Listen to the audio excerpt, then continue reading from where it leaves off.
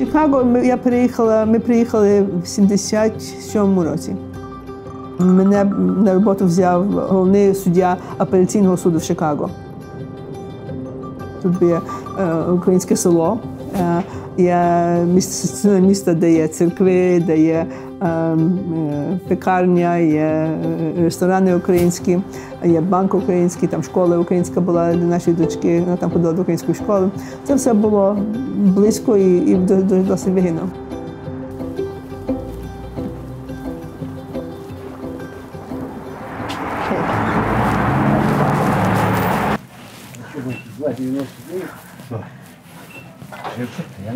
Тут таку річ можна купити, як кутю.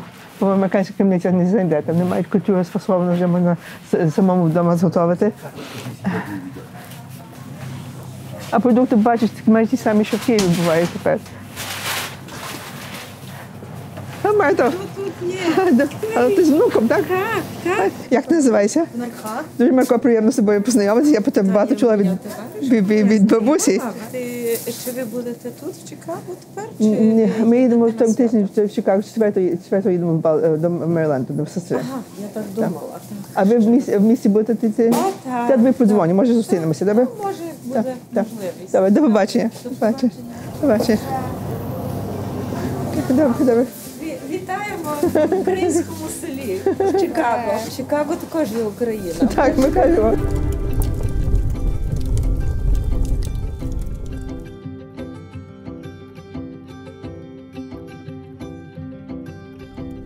Американський уряд, спеціально президент, перший Буш, старший Джордж H.W. Буш, так,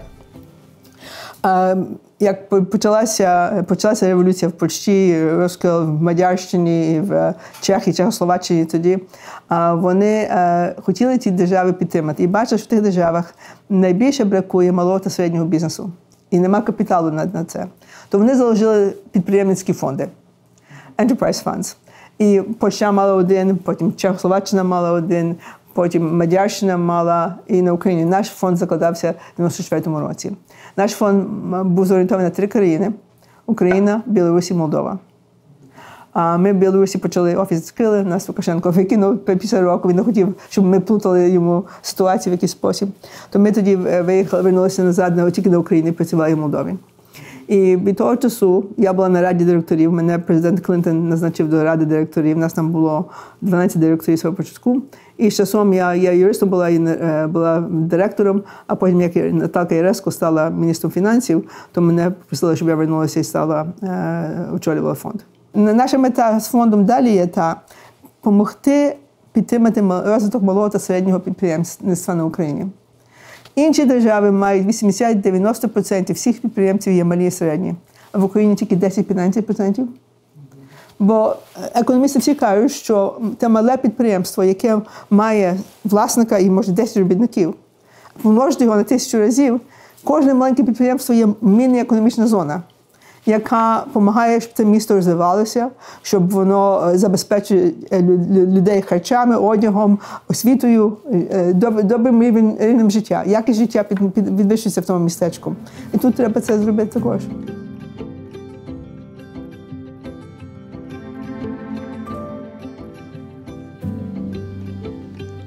А тут є фотографія, як ми приїхали до Америки. Це перший в'їзд до Нью-Йоркського порту.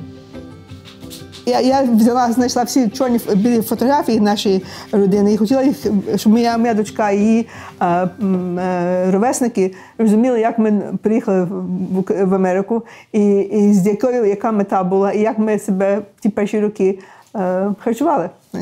Мета тої книжки була заховати і зберегти ті рецепти, які вони витворили, коли приїхали на еміграцію. Бо я була свідома того, що моя дочка, яка в Америці виростала, і мої племінники, вони знали, що ми були іммігрантами, але вони деталів того, на свій шкірі того не відчували. І в них це все було абстрактне і далеке.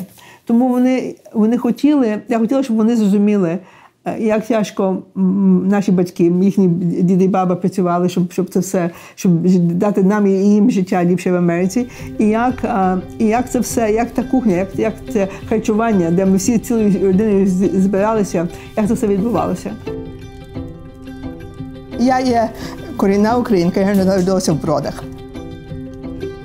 Моя мама походить з маленького містечка на тепер майже по польському кордоні, називається Любомель на Волині. А мій тато походить з містечка Кременець. Вони були дуже завзяті українці. Я знала, що мій тато був в лісі, так мама казала. І тато говорив про ліс, але я ніколи не знала, що він там робив. Вони ніколи про це не говорили. Вони навіть в 50-ті роки вони боялися, в Америці боялися про це говорити. І тому я десь 5 років тому поїхала до Любомля, і там в середній школі вчитель історії заложив маленький музейчик.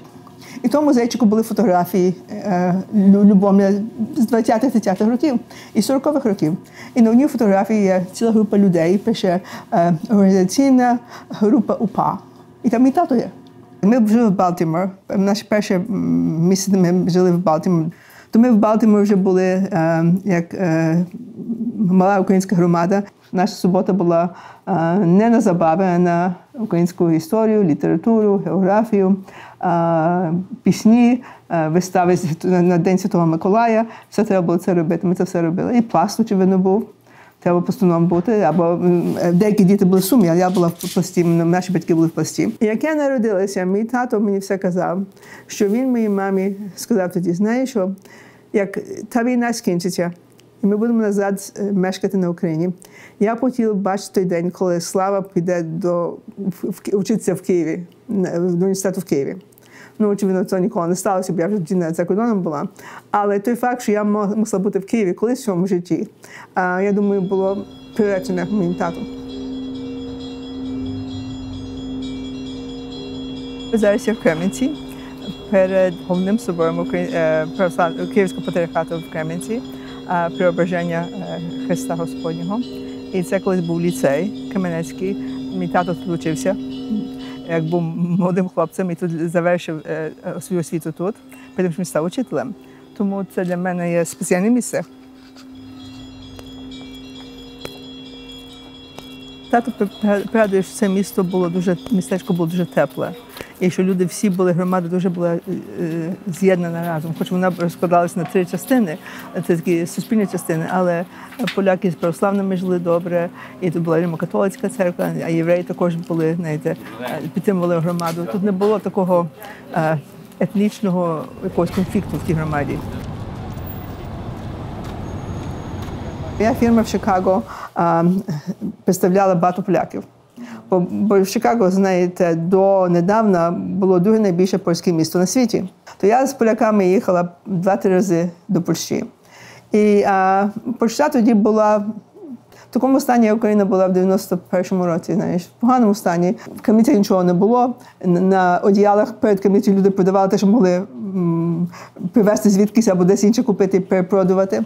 І це було, але було цікаво. Я по містечках польських їхала з тими людьми і бачила, що їм треба. І все думала, знаєш, момент мусить бути на Україні, той момент мусить статися. І протягом року воно сталося на Україні також. А тоді я вже мала інших клієнтів, які хотіли на Україні фактично бути.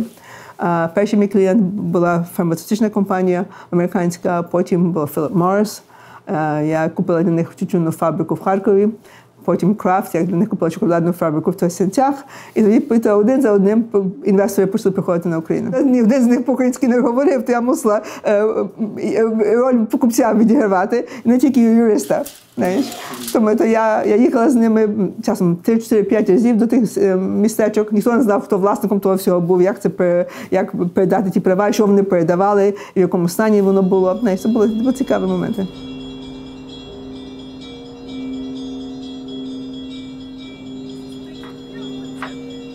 Пізнаєте мене? Галю? Стоїш прямо по центру. Галю, приємно бачити. Ой, приємно бачити. Я не хотіла тебе пустити. Як все? Бач, як задихалась, бач? А чудово виглядаєш? Ой, Господи. Чудово виглядаєш, гарно. Бачиш, як легко ті роки Дуже гарно виглядаєш. легко ті роки пройшли, правда? Як Михайло був, ми були в діти, всі були маленькі, бігали поміж нами, а раптом вже все. Він ще колесав там. Так, це колесав, правда? Так що так. Йдем, я тебе заведу в церкву.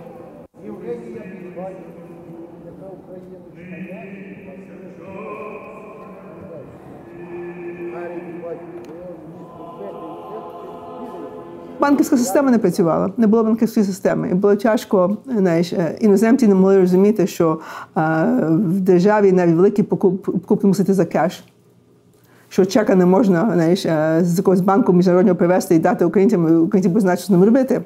І ми мали один момент, як ми почали купувати фабрику в Тростянцях для крафт. Ми переговорили майже півроку. І з фондом держмайна вони брали участь з нами, і ми приїхали на ті переговори. І нарешті прийшов час, момент, коли треба було вже підписати документи. Документи готові. Сніг падає, суми забиті снігом. Як туди дібратися? Ми взяли на прокат Антонова 24, такого грузовика, а не пасажирського. Взяли наше Volvo, везли і взяли всіх членів фонду держмайна, наші юристи з комп'ютерами, бо тоді там комп'ютерів не було, там не було на чому писати, а лаптопів в житті не було навіть на ринку. Ми всі їхали туди, приїхали, літак не може сісти, бо до того ще немає, не готовий на це. Літак два рази пробує спуститися, знову, а всіх падає. Нарешті, як на якомусь полі ми того літака посадили, авто виїхало, і ми до Соснівця заїхали. Почали підписали всі документи. І наш клієнт, такий гарний швейцарський, витягає ще такого гарного чека на найбільшого банку в Швейцарії. А той каже, що це є? Українці не знають, що це є. Навіть фонд держмайна не знав, як з цим чеком робити. Вони хочуть кеш.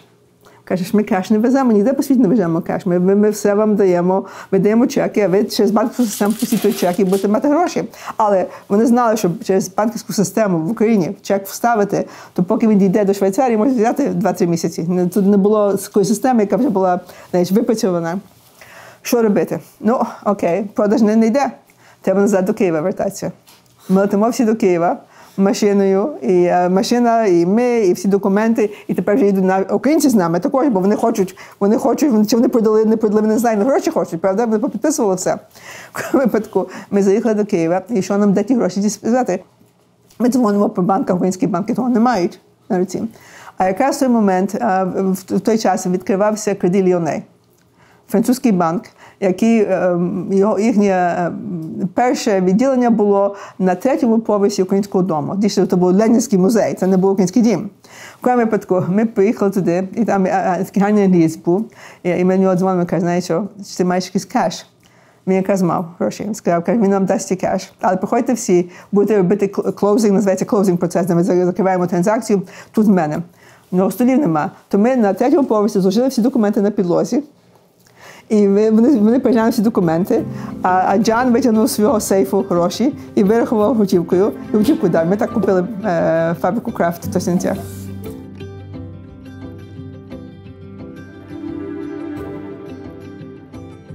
Деяких ми привезли і потім вивезли з України, бо вони сказали, вони не хотіли, їм не вдалося, або вони були незадоволені якоюсь причиною.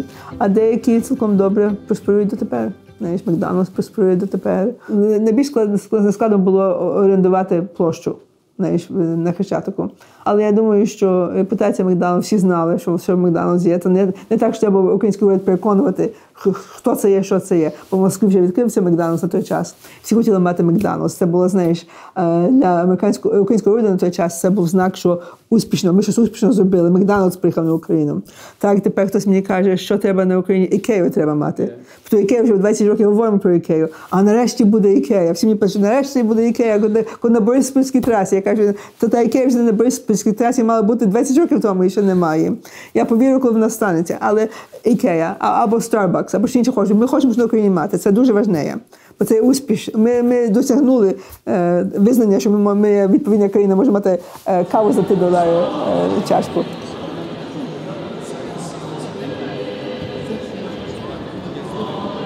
Приємно тут бачити. Я був на дачі, думаю, ні, я не буду залишатися, тому що приїхати. Рада, що ти їхав. Я маму побачила, Я вас по телевізору бачив. Бачив по телевізору. Ви грант якийсь вручали, не знаю кому, я вже не пам'ятаю. Ми стипендії багато даємо, ми хочемо, щоб ми даємо нову генерацію. Вас і молодших. Ми теж в них віримо. Ми інвестували в Україну, а тепер ми робимо всякі добродійні справи в Україні. Я от Українську академію будівництва заложила, маємо 5 шкіл по цілій Україні. Це населення, ці люди можуть далі суттєві зміни зробити на Україні. Ми хочемо дати їм той тренінг, який вони мусять мати. Це вишки, щоб вони брали Україну в наступний вперед, пішли вперед. Бути добрим громадянином держави не є легко, треба над тим працювати. І ми хочемо, щоб ті молоді люди знали, що вони мають обов'язок і відповідальність до себе і до свого оточення. І ми бачимо по них це. Ми бачимо, що вони справді будуть такими надзвичайними українцями. І я певна, що це нам вдасться.